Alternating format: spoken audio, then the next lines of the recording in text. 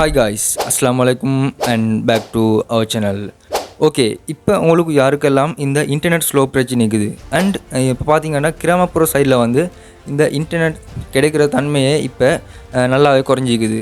But பார்த்தீங்கன்னா இப்போ இந்த எலான்மஸ்கோட ஸ்டார்லிங்க் ப்ராஜெக்ட் வந்து இதுக்கு ஒரு பெஸ்ட்டான தீர்வாக இப்போ இருக்குது. ஓகே, நான் என்ன விஷயம் முதல்ல இந்த சொல்கிறேன். அதுக்கு முதல்ல இப்போ தான் நீங்கள் இந்த யூடியூப் சேனல் புதுசாக பார்க்குறீங்கண்டா மறக்காமல் கீழே இருக்கக்கூடிய ரெட் கலர் சப்ஸ்கிரைப் பண்ண ப்ரெஸ் பண்ணி ஓன் ஆப்ஷனில் போட்டு வச்சுங்க. அப்போ தானே அடுத்தடுத்து போடுற வீடியோஸ் உங்களுக்கு உங்கள் மொபைலில் வந்து நோட்டிஃபை ஆகும்.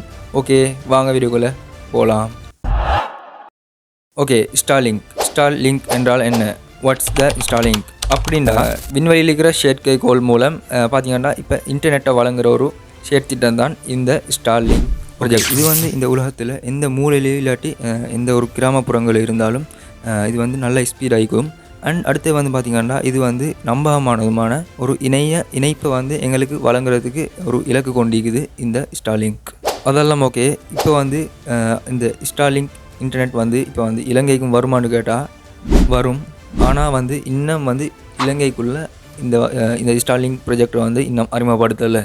பட் 2024 வந்து ஸ்ரீலங்காவுக்கும் இந்த ஸ்டார்லிங்க் வந்து வரும் அப்படின்னு ஸ்ரீலங்கா பிரசிடென்ட் ரணில் விக்ரமசிங்கையும் எலான்மஸ்க்கும் வந்து இப்போ வந்து இந்தோனேஷியாவில் வந்து சந்தித்த ஒரு சந்திப்பில் வந்து இவங்க வந்து இதை பற்றி கலந்துரையாடிக்கிறாங்க.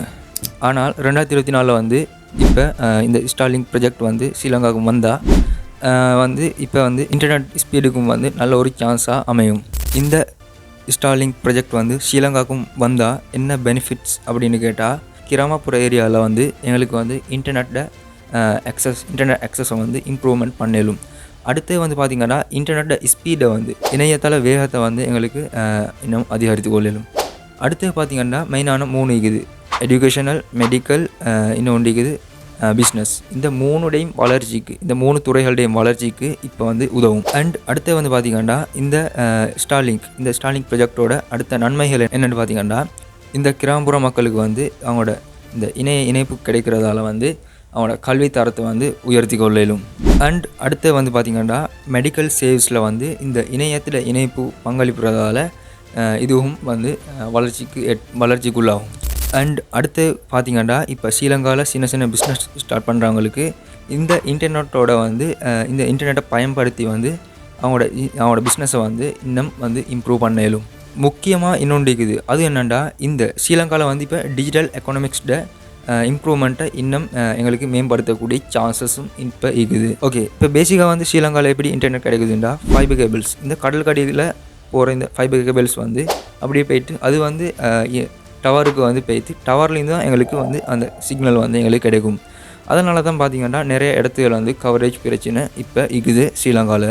அதுக்கு தான் இப்போ வந்து ஸ்ரீலங்காவுக்கு இந்த ப்ராஜெக்டை வந்து இப்போ எலான்மஸ்க் வந்து கொண்டு வர போகிறாங்க. ஓகே, அடுத்து வந்து பார்த்திங்கன்னா இந்த ஸ்டார்லிங்க் வந்து இப்போ ஸ்ரீலங்காவுக்கு வந்தாண்டா இந்த ஸ்டார்லிங்க் வரதுக்கான சவால்கள் பார்த்திங்கன்னா இப்போ வந்து சவால்கள் என்னென்னா, இப்போ இந்த ஸ்ரீலங்காவுக்கு இந்த ஸ்டார்லிங்க் சேவைகள் வந்தால் இது வந்து பேசிக் அடிப்படையாக வந்து இது வந்து அவரோட ஆரம்ப செலவு வந்து இப்போ வந்து கூடையாகும். அண்ட் அது மட்டும் இல்லாமல் இந்த ஸ்டார்லிங்க் சேவை இப்போ இலங்கைக்குள்ளே வந்தால் யார் எடுப்பாங்கன்னு இன்னும் வரைக்கும் யாருக்கும் தெரியாது. ஏன்னாண்டா அதோட முன் செலவு வந்து கொஞ்சம் கூடையாகும். ஏன்னாண்டா அதுக்கு நிறைய திங்ஸ் வாங்கிக்குது, ரவுட்டர், இன்னும் நிறைய டிவைசஸ் வாங்கிக்குது. அந்த சேவிஸை வந்து நாங்கள் இலங்கையிலேருந்து கொண்டு பெற்றுக்கொள்ளணும்டா அதுக்கு நிறைய திங்ஸ் வாங்க இருக்குது. அதனால் வந்து பார்த்திங்கன்னா அதோட செலவு வந்து கொஞ்சம் கூடையாகும்.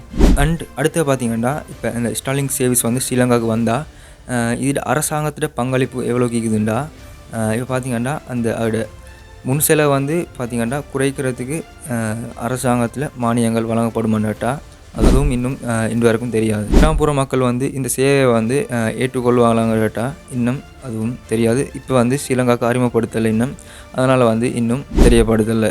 ஓகே, அது மட்டும் இல்லாமல் இந்த ஸ்டார்லிங்க் சேவிஸ் வந்து இலங்கைக்குள்ளே வந்தால் நிறைய சேஞ்சஸ் மாறுறதுக்கு இப்போ பார்த்துட்டு இருக்குது. ஏன்னாண்டா டயலாக் ஆகிக்கட்டும், இன்னும் நிறைய கம்பெனிஸ் வரல ப்ரைஸஸ் சேஞ்சஸ் ஆகக்கூடிய சான்சஸ் நிறைய இருக்குது.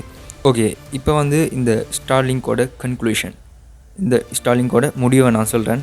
என்னென்னா, இந்த ஸ்டார்லிங்க் வந்து இலங்கைக்குள்ளே வந்தால் பார்த்திங்கன்னா டிஜிட்டல் புரட்சியில் வந்து நிறைய ஸ்கில்ஸ் இருக்குது இந்த ஸ்டார்லிங்க்கு இருக்குது. ஓகே, ஒருவேளை இந்த எலான்மஸ்க் வந்து இலங்கைக்கு வந்தார் அப்படின்னா இந்த ஸ்ரீலங்காவே டிஜிட்டலாக மாறுறதுக்கான சான்சஸும் நிறைய இருக்குது.